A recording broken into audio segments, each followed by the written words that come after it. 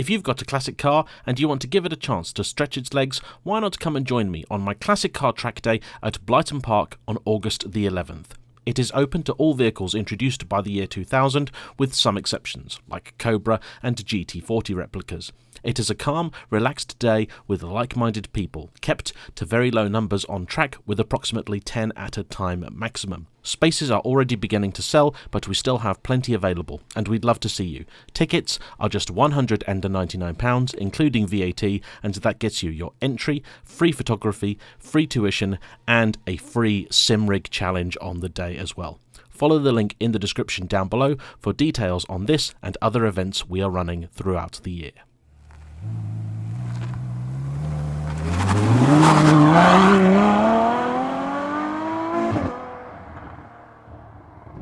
Hello everybody. One day I would love to be able to do a video with one of my own Ferraris where I'm not telling you about all of the money it's just cost me. And one day I will. But not today. In fact, today's video might be my most expensive yet. See, hands up if you've ever damaged a car. I think if you've driven a car any distance at some point, it will happen. Hands up if you've curbed a wheel. Yeah, I've only done it about 3 times. Once actually was this very car, and I tell you, with that, I made up for about 8 years of being a good boy. Oh, that hurt. Curse you, London width restrictions. Horrible feeling, isn't it? Gets to the very core of you as a man. Makes you feel like a failure incarnate. Hands up too, if you've had a car which has got a problem, you've known about it, and you've elected to ignore it, and in the process, you have caused an awful lot more trouble. Now keep your hands up if doing that cost you £100,000. Yeah. There's a reason you haven't seen the Scuderia much this year. But I got some problems with this car too. So, sit back, relax, and enjoy today's episode of Schadenfreude with JayEmm on Cars.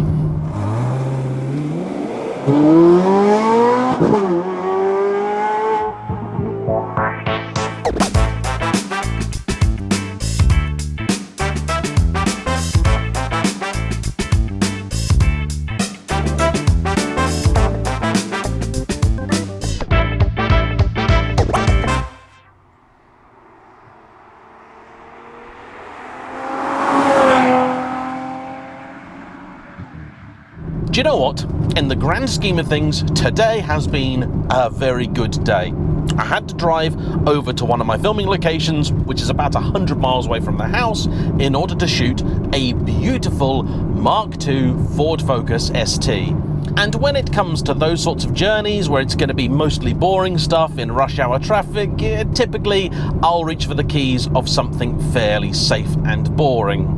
But today, for whatever reason I'm not quite sure, the F12 was calling to me. I drove it the other day. I've been enjoying it quite a bit over the last week, and I figured, you know what? Sod it. The car's already on 43,000 miles. What's a couple hundred more going to do? I stopped at a petrol station on the way, met a fan of the channel. Hello you, gentleman who restores old Renault vans, the name of which I forget. Sorry. The chaps who came out to film today, I gave both of them a ride in the F12, and I believe they enjoyed it. Then, on the way back, there were a bunch of school kids sat waiting for their bus, and one of them asked me to rev it. So I did. I don't normally, but today I was in a good mood. And I think I scared the shit out of the poor blighter. He'll probably go on one day to buy one of these, or steal one. Could go either way. And in regard to the F12, there has been plenty of good news too. The last time you saw this, I was moaning about this car's allergy to alternator belts. I haven't fixed that, but I have at least put a fresh battery in the car. The kind people at MRC did that while I borrowed their Taycan. And since I've done that, the car's hot starting issue has gone away, common F12 problem, and it's been generally fairly well behaved.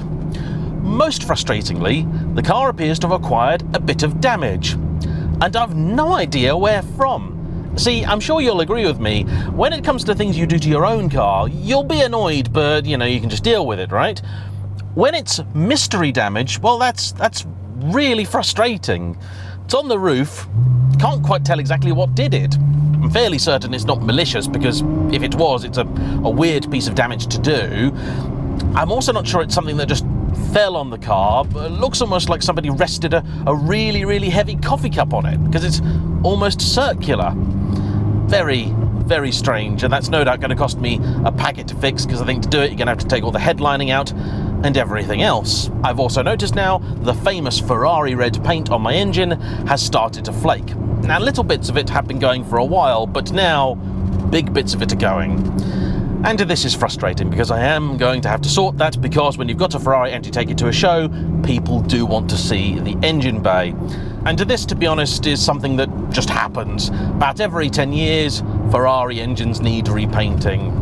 More frustratingly, the rear parcel shelf now has completely come apart, and the second section of it, at the very back of the car, well, it no longer holds in, because the little pin that keeps it in, well, that's glued to the shelf itself, and, well, in the heat, it's just given up.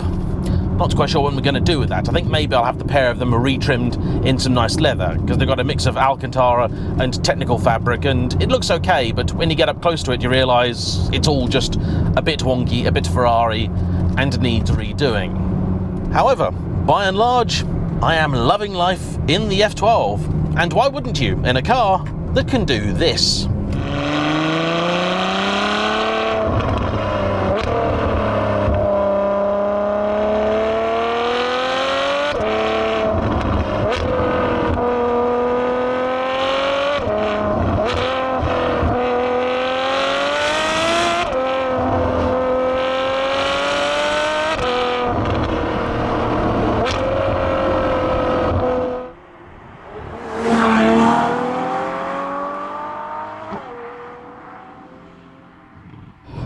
I speak about the forgiveness factor a lot on this channel. Cars that will throw you really, really big bills a bit more often than they should, and yet you keep them around, because as soon as you get them back, you go out for a drive, you just go, yeah, it's fine. This has that in spades. It's utterly magnificent. And that's why, in the 4 and a bit years I've had it now, I haven't really found anything to replace it. I wouldn't want an 812, even if they were the same money. I prefer the looks of this, I prefer the steering, and the extra power at the 812, well, I just don't need it. I would prefer the interior of this to be a little bit better put together. My window switches down here have now come apart completely. The passenger side came apart when Will borrowed the car, but in fairness, he only loosened off what had already been coming apart before I even got to the car.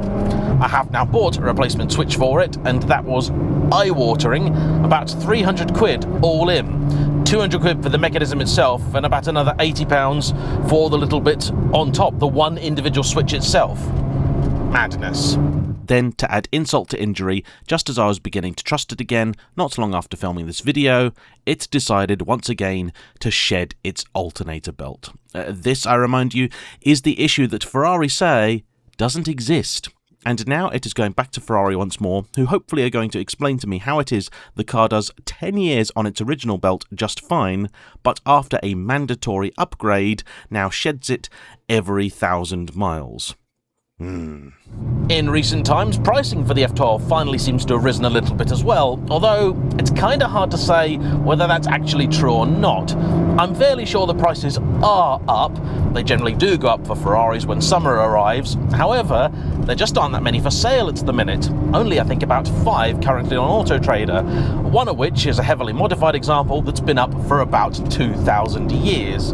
There is also at least one other that somebody who follows the channel was looking at, was about to buy at £150,000. It's then disappeared, reappeared at another dealer, somehow lost 5,000 miles, but gained 30 grand.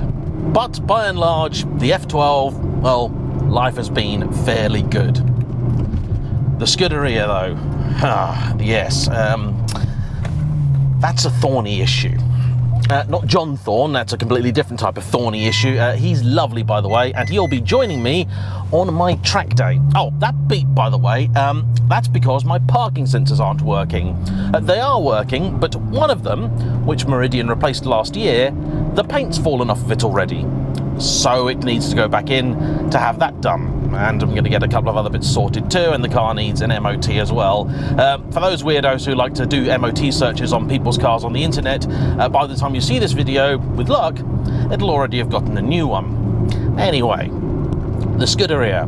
Well, that had a bit of work done last year, and generally speaking, actually, I was kind of surprised. I thought I got away with things fairly lightly. We had some new engine mounts, did some other bits, and the car was driving beautifully. However, I took the thing on track, in fact more or less straight away, and I noticed a couple of issues.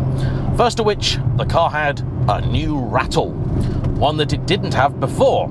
This annoyed me, mostly because Meridian clearly hadn't spotted it. Secondly, the brakes just didn't feel right. Couldn't quite work it out, but the pedal just went very firm very quickly, and the car just didn't stop like it should. Bear in mind that when the thing was new, it had some of the biggest brakes in the world.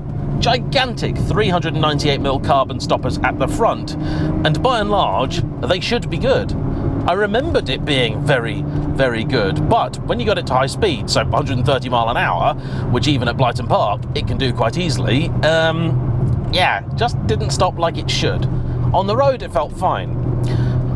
So I sent the car back down to Meridian, and before they got to look at it, I noticed an issue. When I got to the photos back from my track day, included free, by the way, if you do one of my events, I saw a very unusual wear pattern. Well, not wear pattern, heat pattern on the brakes.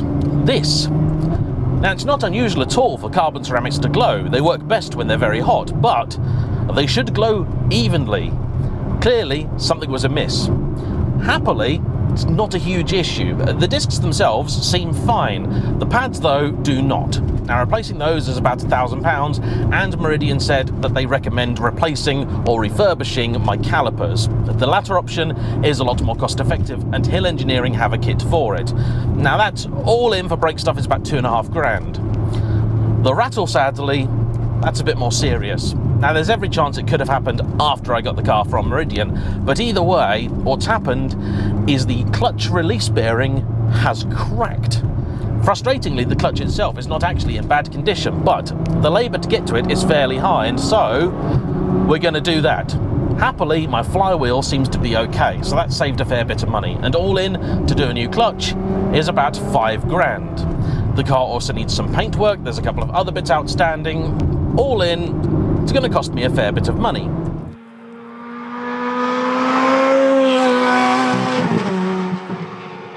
But I'm sure you've noticed, in the last 6 months, the price of lightweight limited edition Ferraris has gone through the roof. Now, to remind you, I paid £183,000 for my Scuderia. That was more than my previous one. That was £175,000, but this one had lower mileage and it had an incredible specification. Virtually all of the carbon options on the car. In fact, it's the highest specification Scuderia I've seen in the UK. There aren't many others out there like it. And because like this, I love it so much, and having driven so many other things out there, I just can't think of anything for the money I'd really want instead. Earlier in the year, I also refinanced it.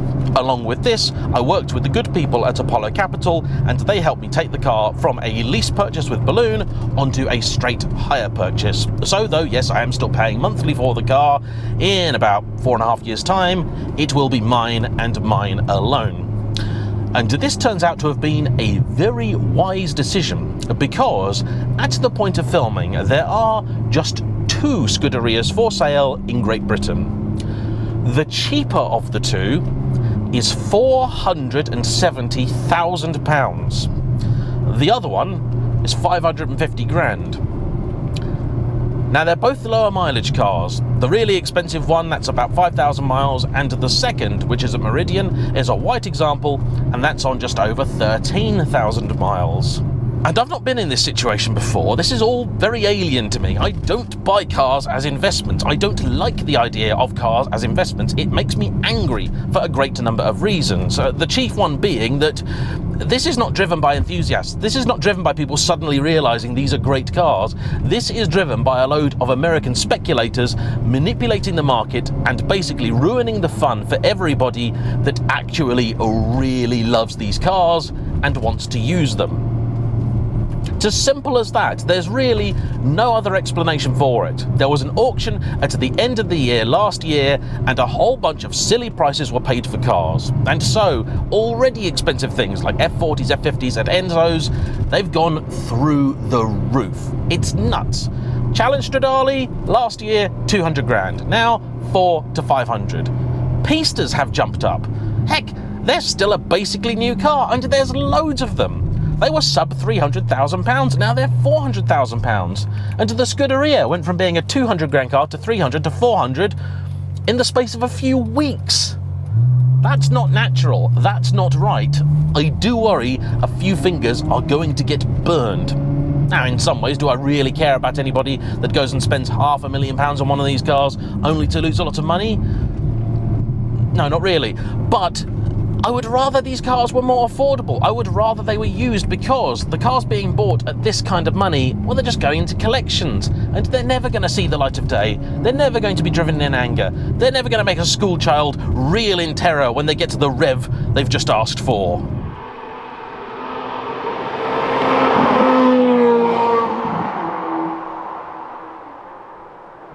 As a petrol head, this kind of thing gives me the big sad. And I know, I should be delighted, because in some ways I've just won the lottery, haven't I? I've just been given a lot of money for free. But you see, dark thoughts start to enter your mind because, well, when I got my car, it was on just over 18,000 miles. Meaning, if I'd got it 4 years ago and not driven it, today, it might be worth close to £400,000. But I did drive it. A lot.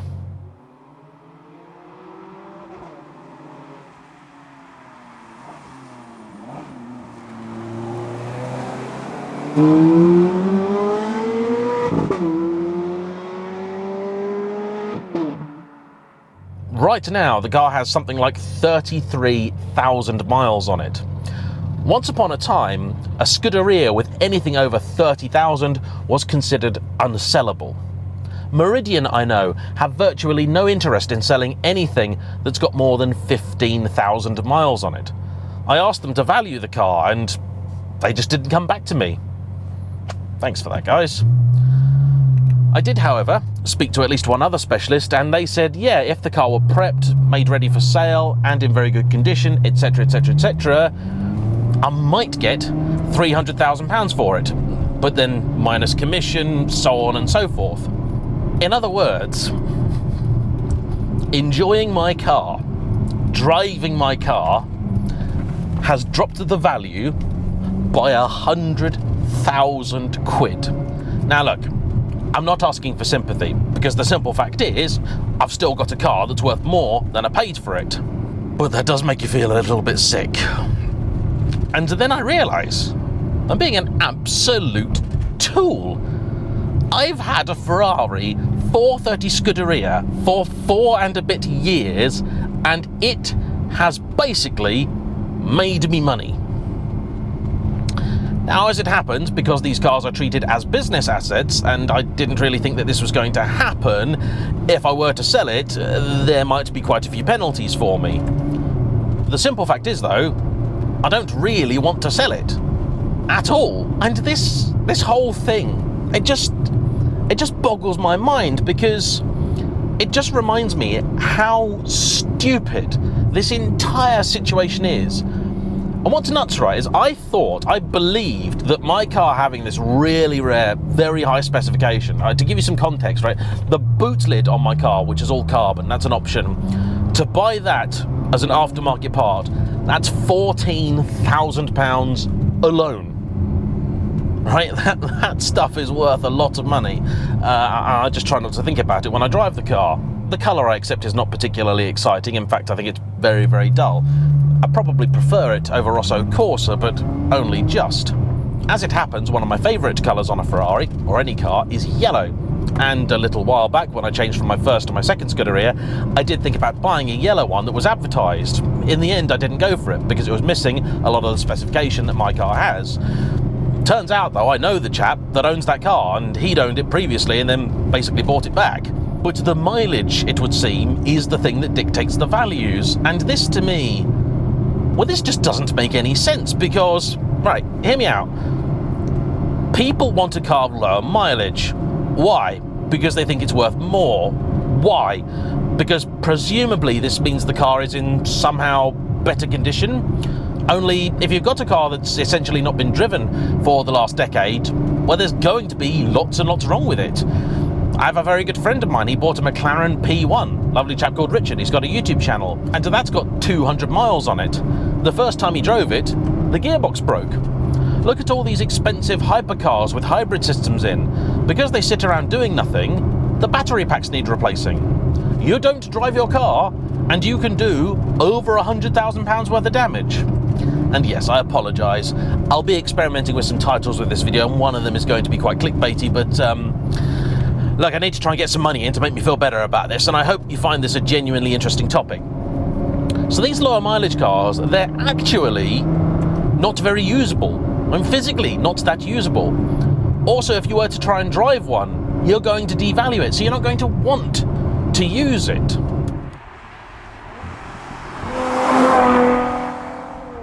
My car, let's just say, fix up some of the paintwork, and it will look as good as any of these low mileage cars. Mechanically, it's probably better, because it will have had things done. It will have had things replaced. As problems have developed, they'll be sorted. And a lot of the stuff is time, not mileage based. Plus, if you're going to buy a car just to sit on and to look at, well, why don't you buy one that costs you a bit less? Well, the answer is simple. Because people are buying these cars not to look at or enjoy or appreciate, they're buying them as an investment. They probably don't even see them 364 days of the year. It's mad, isn't it? It's absolutely baffling. Pay more for a car you can use less, and the only reason you're doing it is because you're hoping there is out there somewhere an idiot more foolish than you. Let's face it, the only reason anyone pays 300,000 quid for a car that last year was worth 150 grand is because they hope next year it's worth £500,000 quid. That's it. There's nothing else to do with it. They don't care about the car, they don't care about the specs, they don't care about anything other than just trying to make some money. And that, to me, that's sad. That's really, really sad. And there have always been cars out there whose value will rise, but it should do so naturally, it should do so over time, and because they're good cars, not because a bunch of Americans have gotten together and decided to try and play the market to their advantage. I saw it happen in Porsche circles years ago, and now it's coming to Ferrari.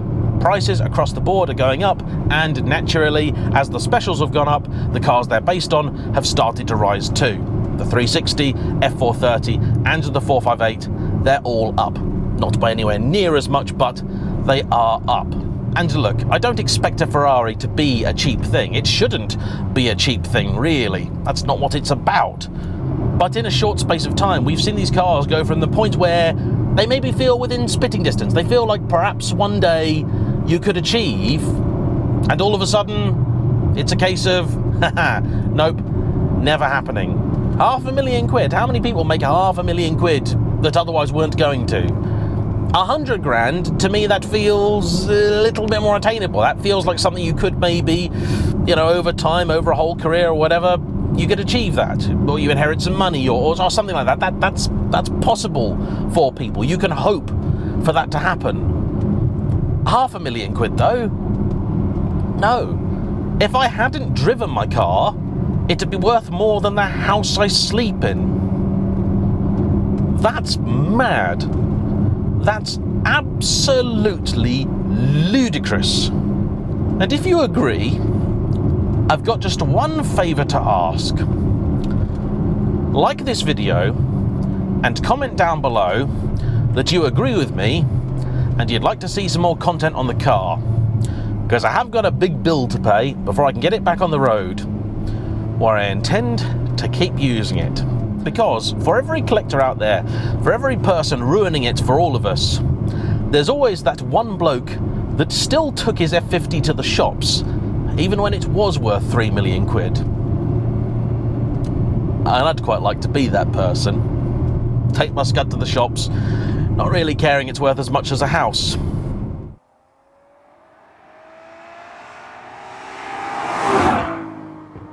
And now, as a tribute and a thank you to all of the people like me who believe in driving these cars and not simply looking at them, a small montage of the lightweight limited edition Ferraris I have featured over the years. And because in the last weeks I've had a couple of people tell me just how much they love my outro music, well, here is the full, uninterrupted version. Thank you for watching. Bye-bye.